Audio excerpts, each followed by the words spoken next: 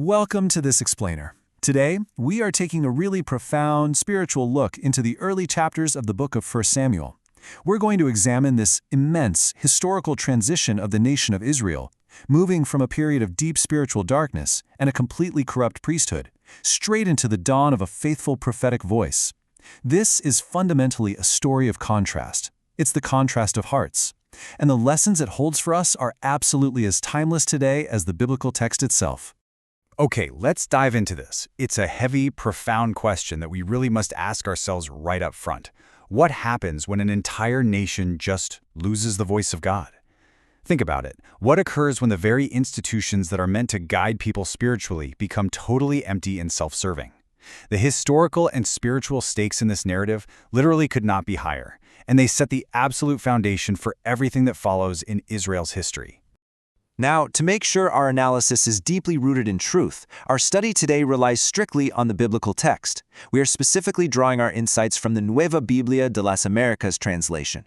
We aren't adding outside commentary or modern opinions here. We're just going to let the profound spiritual lessons inherently present in these early chapters speak directly to us. Parte 1. La oración de Ana. Our journey begins in chapter 1.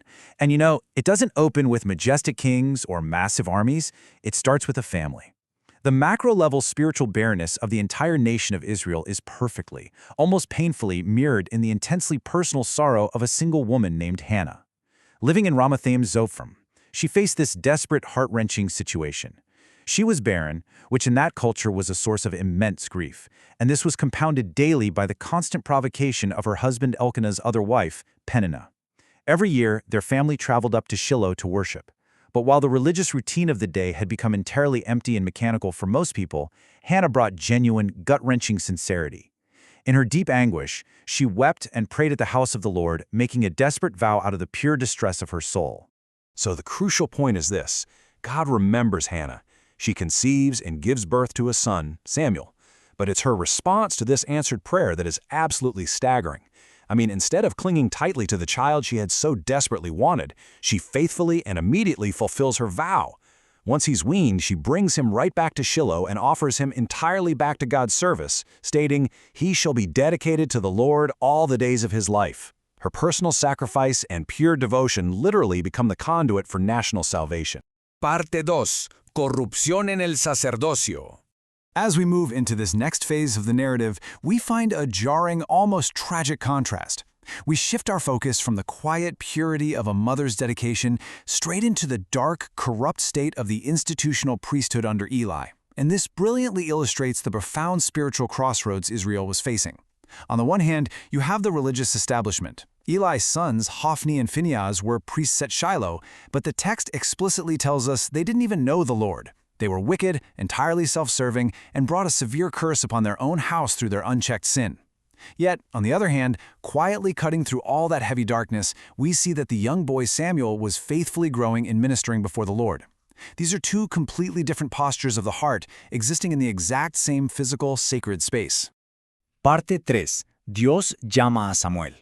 This brings us to chapter 3, which is truly the monumental turning point in our explainer today. This is the exact moment where the long, heavy silence is finally broken, and God steps in directly to establish a new, faithful prophetic voice. The text paints a pretty bleak picture of the era. Word from the Lord was rare in those days, visions were infrequent. And why was it so rare? Well, because there was a severe spiritual famine in the land. God's voice was scarce precisely because the religious leadership had completely abandoned his ways. They were going through the motions, doing the sacrifices, but their hearts were totally disconnected and corrupt. Now, I really want you to visualize this incredibly intimate sequence of events. It happens at night while Samuel is sleeping in the temple near the Ark of God. The text notes the lamp of God had not yet gone out, which is just a beautiful symbol of lingering hope. God calls Samuel by name, not once, but 3 times. Initially, Samuel runs to Eli, because in his innocence, he didn't yet know the voice of the Lord. Finally, Eli has this rare, fleeting moment of spiritual clarity. He realizes the Lord is the one calling the boy, and he gives Samuel the absolute most important instruction of his young life. The 4th time the Lord comes and stands there, calling out, "Samuel, Samuel," the boy responds with these iconic, timeless words, "Speak, for your servant is listening." This is it. This is the ultimate posture of obedience and humility. With this single, simple sentence, which is an act of pure, open submission, the entire spiritual trajectory of the nation starts to shift away from corruption and back toward truth. But wow, the very first message God delivers to Samuel is a remarkably heavy one. God announces that he is about to judge the house of Eli forever, and the reason is super clear, because Eli knew about the iniquity of his sons. He knew they had brought a curse upon themselves, and yet he did nothing. He didn't rebuke them. He essentially honored his corrupt sons above God.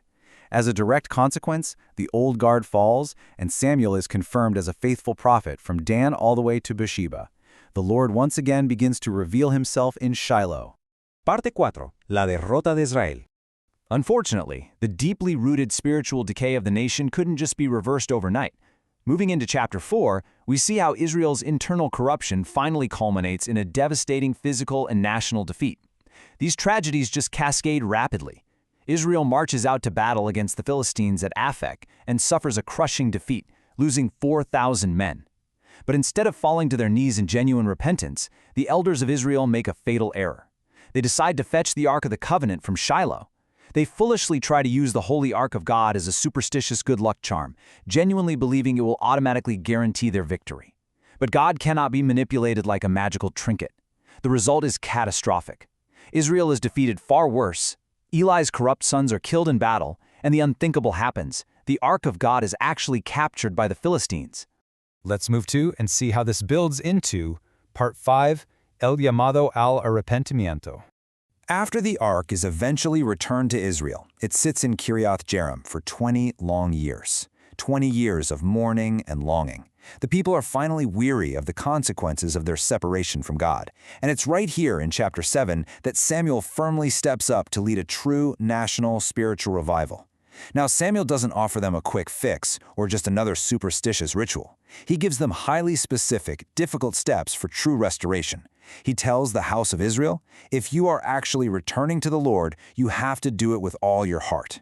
You must completely remove the foreign gods and idols from among you. You must intentionally direct your hearts to the Lord and serve Him alone.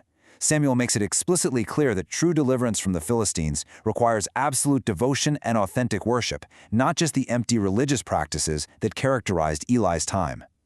Which brings us to the ultimate profound point of this entire journey. The incredible contrast between the corrupt house of Eli and the faithful heart of Samuel really forces us to look in the mirror. Are we treating our faith like a mere superstition, kind of like the elders who blindly carried the ark into battle without an ounce of genuine repentance? Are we turning a blind eye to corruption in our own lives, just like Eli did? Or are we actively cultivating the sincere, devoted, listening heart of Samuel? Because when the spiritual night is dark and God calls, the only true and saving response is, speak, for your servant is listening. Thank you so much for joining me for this explainer. Let that question linger, and I'll see you in our next study.